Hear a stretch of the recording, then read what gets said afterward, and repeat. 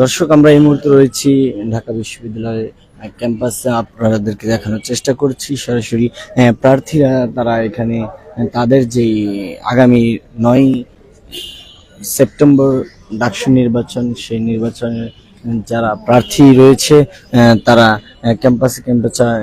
ক্যাম্পাসে প্রচারণা চালাচ্ছে। প্রচারণার এই মুহূর্তে আমরা দেখতে পেয়েছি কিছুক্ষণ পূর্বেই ডাকসু নির্বাচনের সমসাময়িক বিষয়ে কথা বলেছে ইসলামী ছাত্র অধিকার পরিষদ ঐক্যবদ্ধ ছাত্র জোটের পক্ষ থেকে। কিছুক্ষণ পূর্বেই একটি প্রেস ব্রিফিং করেছিল। গতকাল গতকাল যে রিটটি দায়ের করে তার বিরুদ্ধে ডাকসু ভিএস পদপ্রার্থী এস এম ফরহাদের বিরুদ্ধে যে রিট প্রার্থীতা বাতিল চেয়ে একটি রিট দেয়, সেই রিট নিয়ে কিছুক্ষণ পূর্বে আমরা দেখেছি যে সংবাদ সম্মেলনে তারা সেটি তুলে ধরার চেষ্টা করেছে। এই মুহূর্তে তারা ক্যাম্পাসে শিক্ষার্থীদের সাথে প্রচারণায় ব্যস্ত রয়েছে। দর্শক দেখছেন সরাসরি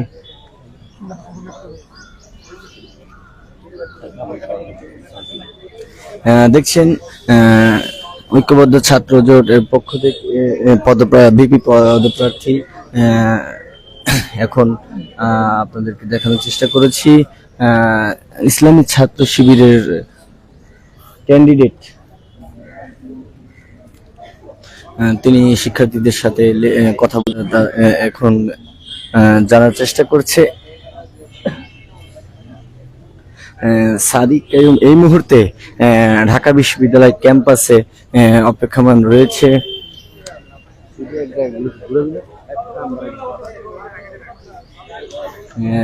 দর্শক দেখছেন ঢাকা বিশ্ববিদ্যালয় ডাকসু নির্বাচনকে ঘিরে যে একে অপরের দিকে যেই কাদা ছড়াছড়ি আমরা দেখছি, তার অংশ হিসেবে দেখছি প্রচারণায় ব্যস্ত প্রার্থীরা। আপনারা দেখছেন ঢাকা বিশ্ববিদ্যালয়ের ডাকসু নির্বাচনকে ঘিরে যে উত্তেজনা সৃষ্টি হয়েছে, প্রার্থীদের মুখে যে উৎসব মুখর পরিবেশে একটি নির্বাচন অনুষ্ঠিত হবে বলে তারা আশাবাদী।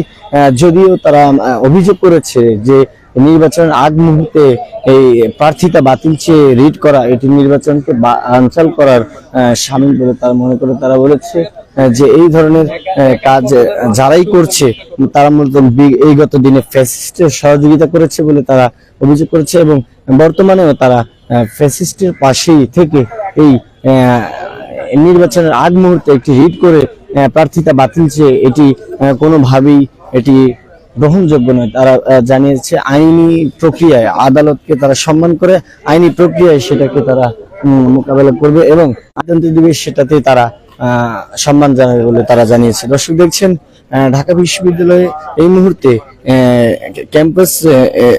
ক্যাম্পাসের নির্বাচনী প্রচারণার যে চিত্র সেটি আপনাদেরকে দেখানোর চেষ্টা করছি। দেখছেন ঐক্যবদ্ধ ছাত্র জোটের পক্ষ থেকে এই মুহূর্তে নির্বাচনী প্রচারণায় যে আনন্দমুখর উৎসব মুখর পরিবেশে আমরা দেখতে পেয়েছি, পরিবেশ লক্ষ্য করছি। শিক্ষার্থীদের সাথে তারা হ্যান্ডশেক করছে, একে অপরকে বুকে টেনে নিচ্ছে। শিক্ষার্থীদের মধ্যে যে সহমর্মিতা সেটি আমরা লক্ষ্য করছি। আমরা দেখেছি ডাকসু নির্বাচন 2018 সালের পরে 19 সর্বশেষ ডাকসু নির্বাচিত হয়। সেই ডাকসু নির্বাচনে গণ অধিকার পরিষদের বর্তমান যে সভাপতি ভিপি নুরুল হক নূর, সেই ভিপি নুরুল হক নূর সর্বশেষ তিনি ডাকসুর ভিপি নির্বাচিত হয়। এরপরে দীর্ঘ 6 বছর পরে আবার এই উৎসব মুখর পরিবেশে ডাকসু নির্বাচন হতে যাচ্ছে। নির্বাচনকে ঘিরে প্রার্থীদের মধ্যে যে উৎসব মুখর পরিবেশ, উৎসব নির্বাচনের প্রচারণা চালাচ্ছে এটি গণতান্ত্রিক ছাত্র ঐক্যবদ্ধ ছাত্র জোটের আজকের নির্বাচনী প্রচারণা।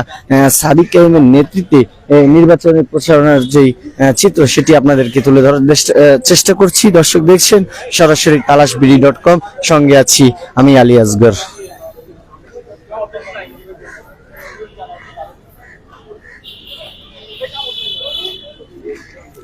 মোবাইল ঠিক কর।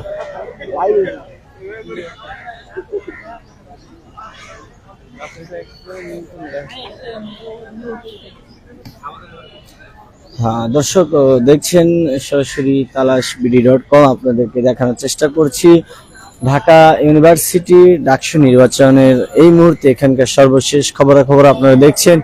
সাধারণ শিক্ষার্থীদের মাঝে যে উত্তেজনা আমরা লক্ষ্য করছি, দর্শক দেখছেন সরাসরি। আমরা তো জানি যে হচ্ছে যে ডাকসুর যে নিয়ম আছে সেখানে রাত 11টার পরে যাওয়ার বিধান নেই। যারা যাচ্ছেন তাদের বিরুদ্ধে প্রশাসন কোনো ব্যবস্থা নিচ্ছে না বা আপনারা জানাচ্ছেন কিনা আসতেছে না? আসলে হচ্ছে কি, আমরা প্রশাসন যেমন দুর্বল, শিক্ষার্থীরা হয়তো এদিক দিয়ে একটু পিছিয়ে, কারণ শিক্ষার্থীরা জানে যে শিক্ষার্থীরা যদি এটা নিয়ে রিপোর্ট করে প্রশাসন এটা নিয়ে কোনো পদক্ষেপ দিবে না। তো এই জিনিসটা আসলে লক্ষণীয়। মূলত আমি সম্পূর্ণ মানে যে দায়টা এটা আমি প্রশাসনকে দিতে চাই, কেননা তারা শিক্ষার্থীদের যেসব আশা ওগুলো প্রতিফলন করতে পারছে না, ফলে শিক্ষার্থীরা তাদের কাছে যাচ্ছে না, এটা আর কি। আচ্ছা, নির্বাচনের খুব একটি বেশি দেরি নয়, জি। নির্বাচনকে ঘিরে যে উত্তেজনা সৃষ্টি হয়েছে আমরা দেখতে পেয়েছি। ডাকসু নির্বাচনকে ঘিরে নির্বাচনকে পেছানোর অভিযোগ করছে, এটা কতটুকু সত্য যে নির্বাচনের আগে রিট করে একজন প্রার্থিতা বাতিল চাচ্ছে? এটা কিভাবে দেখেন আপনারা একজন শিক্ষার্থী হিসেবে বা ক্যান্ডিডেট হিসেবে? আসলে 2019 সালের পর দীর্ঘ সময় পরে ডাকসু হচ্ছে, এই কারণে ডাকসু নিয়ে একটু আলাদা সবারই মনোযোগ ডাকসু নিয়ে, এটা স্বাভাবিক। তবে আমরা দেখতে পাচ্ছি যে ক্যাম্পাসে বিভিন্ন ছাত্র সংগঠন দিয়ে বিভিন্ন লেজুর ভিত্তিক কথা দিয়ে ওরা চাচ্ছে যে ডাকসুটা একটা যাতে ডাকসুটা যাতে না হতে পারে। তো এইগুলা নিয়ে আসলে প্রশাসন সব জায়গায় আমরা দেখছি দিন শেষে প্রশাসনকে দায়টা দিতে হয়। তারা এসব বিষয় নিয়ে কোনো কনসার্নের জায়গা নেই। তারা বলে যে আমরা হ্যাঁ লেজুর ভিত্তি নিষিদ্ধ বা এসব জিনিস নিষিদ্ধ, কিন্তু দিন শেষে সবগুলোই হচ্ছে আর কি। আচ্ছা, প্রশাসন কেন সঠিক সিদ্ধান্ত নিতে পারছে না? আসলে ডাকসুটা আমরা যেভাবে একাডেমিক রিফর্মের জায়গা, একাডেমিক এক্সিলেন্সের জায়গা ঢাকা বিশ্ববিদ্যালয়, সেক্ষেত্রে এটা পুরোপুরি একটা পলিটিক্যাল জোন হয়ে গেছে। বাংলাদেশের পলিটিক্সের নিউক্লিয়াস বলতে গেলে ডাকসু। এই ডাকসুর অনেক রাজনীতিবিদ ভাবছেন যে ডাকসুর ফলাফল দ্বারাই হয়তো জাতীয় নির্বাচন প্রভাবিত হতে পারে। তো এই কারণে পলিটিক্যাল যে প্রেশার, সেই প্রেশারের কারণে ডাকসু যেমন ক্ষতিগ্রস্ত হচ্ছে, তেমন শিক্ষার্থীদের আশা আকাঙ্ক্ষা এবং ঢাকা বিশ্ববিদ্যালয় একাডেমিক এক্সিলেন্সের জায়গা থেকেও ঢাকা বিশ্ববিদ্যালয় পিছিয়ে পড়ছে। আমরা যদি আগে দেখি, সত্যেন বোস বিভিন্ন বড় বড় জ্ঞানী মহাজ্ঞানী এই জায়গা থেকে পড়ে গিয়েছেন, এবং ঢাকা ইউনিভার্সিটি একটা জ্ঞানের কেন্দ্র ছিল। কিন্তু দিন শেষে স্বাধীনতার পর থেকে যেমন ডাকসু বন্ধ করে দেওয়া হয়েছে 90 সালের পর থেকে, এরপর বিভিন্ন পলিটিক্যাল প্রেসারে এটাকে উইপেনাইজ করা হয়েছে, যাতে পলিটিক্যাল পার্টিগুলো এটাকে উইপেনাইজ করছে, এবং সবাই চায়, সব রাজনৈতিক দলে চায় ডাকসু যাতে না হয়।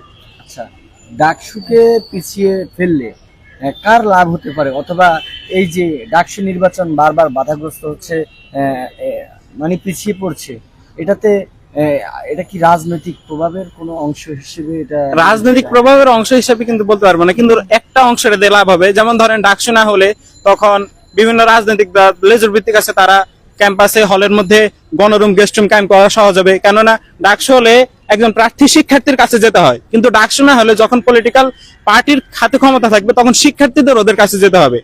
তো এই ক্ষেত্রে যদি ডাকসু না হয় তখন পলিটিক্যাল পার্টিগুলো সুবিধা পাবে আর কি।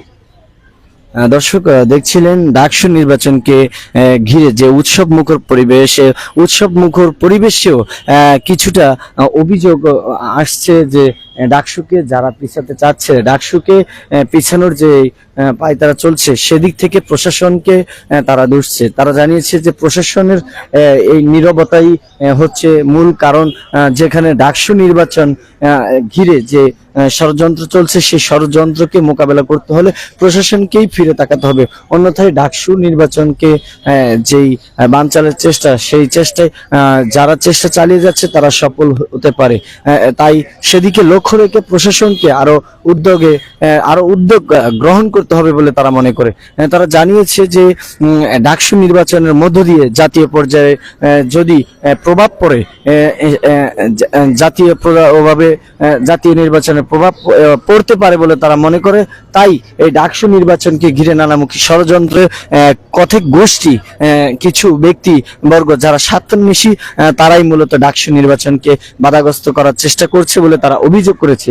এই মুহূর্তে আমরা আপনাদেরকে দেখানোর চেষ্টা করছি ঢাকা বিশ্ববিদ্যালয়ের ডাকসু নির্বাচনকে কেন্দ্র করে যে প্রচারণা আমরা লক্ষ্য করছি, সেই প্রচার প্রচারণাকে ঘিরেই আমরা দেখছি এখানে শিক্ষার্থীরা ডাকসু পদপ্রার্থী যারা রয়েছে, বিভিন্ন পদের যারা প্রার্থী রয়েছে, তারা শিক্ষার্থীদের সাথে কথা বলছে, নিজেদের জন্য ভোট চাচ্ছেন এবং সর্বশেষ প্রার্থীরা, একজন প্রার্থী যেভাবে সাধারণ মানুষের কাছে গিয়ে ভোট চেয়ে থাকে, সেই নিয়মগুলো মেনেই তারা ভোট চাচ্ছে। দর্শক দেখছিলেন থেকে ঢাকা বিশ্ববিদ্যালয় থেকে আপনাদেরকে দেখানোর চেষ্টা করেছি আমি আলী আসগর, সরাসরি তালাশবিডি.com।